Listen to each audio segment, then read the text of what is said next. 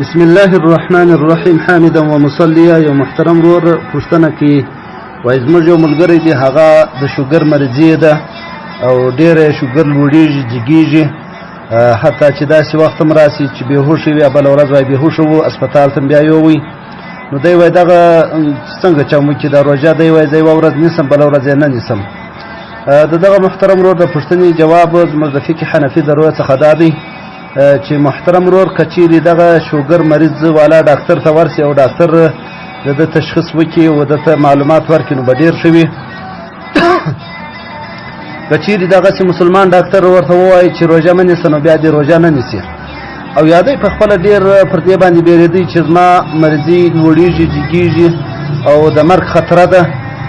ځکه په شوګر کې خو نو دا هم ورسره پېښ وي چې د سړي بډوګې یعنې پښتورګي لاس یې لکې او د سړي پر زړه باندې حمله وکړي او دارنګه نور پر سترګو باندې حمله وکړي. د شوګر سره خو دا ګره د تکلیفونه تړلي دي.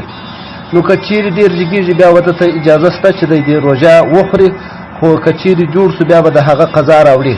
او که نه سو جوړ یا ګر سره د جوړېدو امید یې نه و، نو بیا د دی د دغه روژې فدیه ورکړي. د هرې ورځې دومره فدیه ده لکه د سرسایې چې څومره اندازه ده دومره قدر فدیه به ورکوي.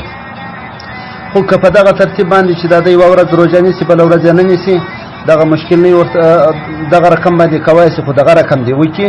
هم په دا شرط که چیرې د مرض خطره وي، سخته خطره وي، او که خطره نه وي بیا به روژه نیسي. نو چې ته یې دا بېهوښه شوی یا بله ورځ، نو دا خو معلومه ده چې خطره ده، شوګر یې جګ شوی دی.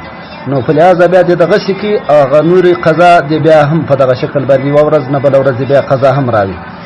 فتاوا حقانیه جلد 3 صفحه 115. والسلام علیکم ورحمة الله وبرکاته.